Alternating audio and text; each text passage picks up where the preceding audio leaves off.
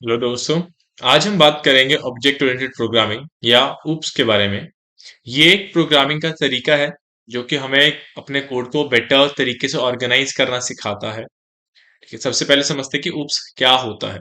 ठीक है, तो ऑब्जेक्ट ओरिएंटेड प्रोग्रामिंग का मतलब क्या होता है कि हम अपने कोड को ऑब्जेक्ट्स के साथ ऑर्गेनाइज करते हुए और ऑर्गेनाइज करके लिख रहे हैं। अब ये ऑब्जेक्ट क्या है समझते हैं। So suppose you have a car. Okay, मान लेते हैं कि हमारे पास एक कार लेते है। अब कार के अंदर एक इंजन है, व्हील्स हैं, कलर है, तो ये सब उसकी प्रॉपर्टीज हैं। वहीं पे अगर हम उसके एक्शंस की बात करें कि जैसे कि रोकना, चलना, हॉर्न बजाना या इसी टाइप की कुछ और प्रॉपर्टीज और एक्शन, इन सब के साथ लेके चलते हैं, उसको हम बोलते हैं एक ऑब्जेक्ट। इस सब से बनता है एक ऑब्जेक्ट। इसके अंदर कुछ प्रॉपर्टीज हैं और कुछ उसके एक्शंस हैं। उस सबको मिला के बनाते हैं हम एक object. That is what we call it as object.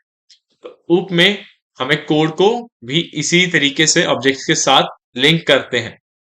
Her object अपने अपने काम को करता है और कोड को ऑर्गेनाइज रखने में मदद करता है।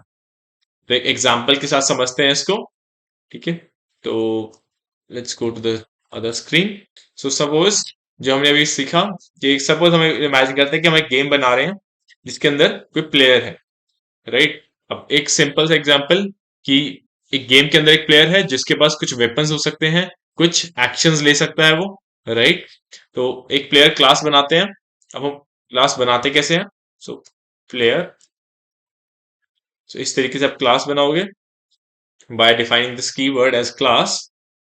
अब इसके अंदर कोई मेथड बनाने के लिए हम यूज करते हैं def. Again similar to that only, जैसे कि हमने फंक्शंस में सीखा था।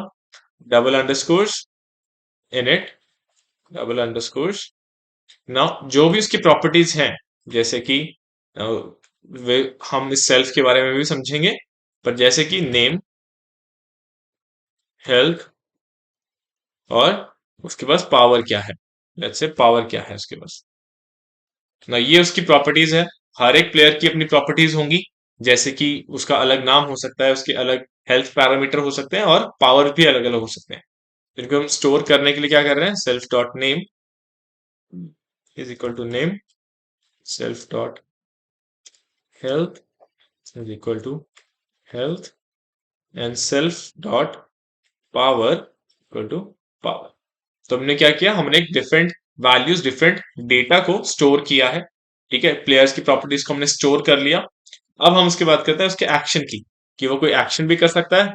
लेट्स से कि वो अटैक कर रहा है, या अटैक का हमने इसको एक्शन दिया, एक पॉसिबिलिटी दी। ठीक है, अटैक सेल्फ कॉमा, हम किसके ऊपर करेगा? Other player. जो भी उसके आगे एक अदर प्लेयर हम प्रोवाइड करेंगे उसके ऊपर अटैक करेगा वो अदर प्लेयर। तो ये उसकी एक एक्शन है, उसका एक पॉसिबल वे है जिसको वो इंप्लीमेंट कर सकता है, जिसको हम बोलते हैं methods. So print, let's say whatever it can do. So print, इसके अंदर हम क्या पास कर सकते हैं कि like F self dot name attack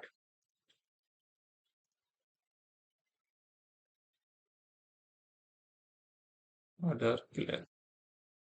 ठीक है, तो इस तरीके से वो अटैक कर रहा है दूसरे प्लेयर के पास।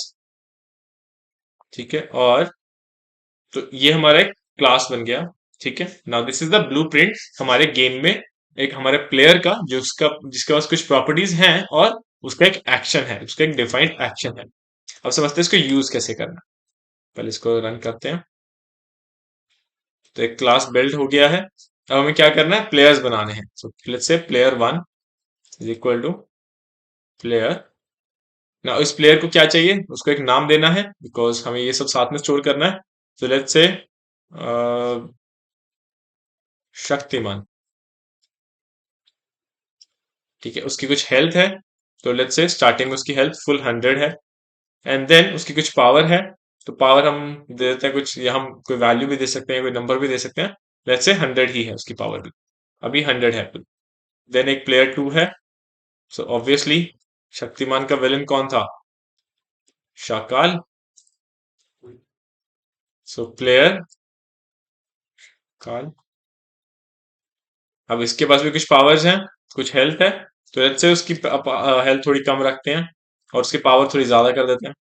ठीक है, तब ये हमारे दो ऑब्जेक्ट बन गए। ये प्लेयर 1 और प्लेयर 2 हमारा ऑब्जेक्ट है, जिसके अंदर हमने डिफरेंट वैल्यूज या डिफरेंट डेटा को स्टोर कर रहे हैं। अब उनके पास खुद की एक पॉसिबिलिटी है। लेट्स से इसको यूज कैसे करना, या जब ये रिस्पॉन्ड करेंगे तो कैसा होगा। Let's first create this objects. Now ये ऑब्जेक्ट है जिसके अंदर सिमिलर टाइप ऑफ प्रॉपर्टीज हैं, जिसके अंदर ये प्लेयर्स वाली सिमिलर टाइप ऑफ प्रॉपर्टीज हैं। ठीक है, अब इसको यूज करके देखते हैं। Suppose player 1 dot attack attack player 2। ठीक है, इसका रन करके देखते हैं क्या आता है। Shaktimaan attack player. Okay, now ये क्या आया हमारे पास, मेंस का ऑब्जेक्ट आ गया। ओके, बिकॉज इसको हम लगा लेते हैं dot name. Now if you run it, you can see Shaktimaan attack Shakaal.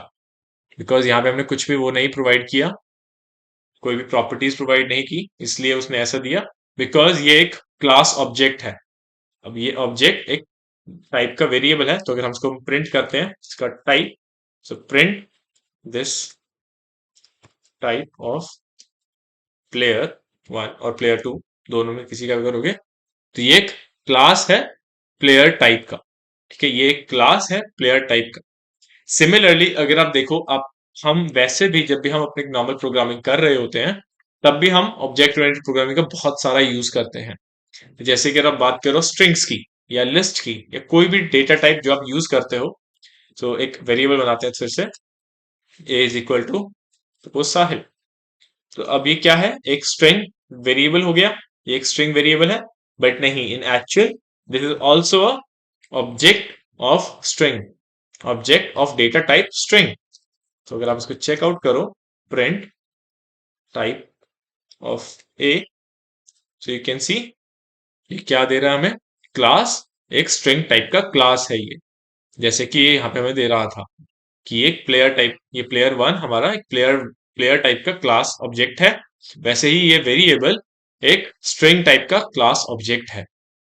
और तभी हमारे पास ये इस ए के साथ भी हमें असाइंड मेथड्स और एक्शन मिलते हैं कि ए डॉट, अगर आप देखोगे तो इसके सब ये सब एक्शंस हमारे साथ में मिलते हैं, जैसे capitalize, case fold, center, count, encode.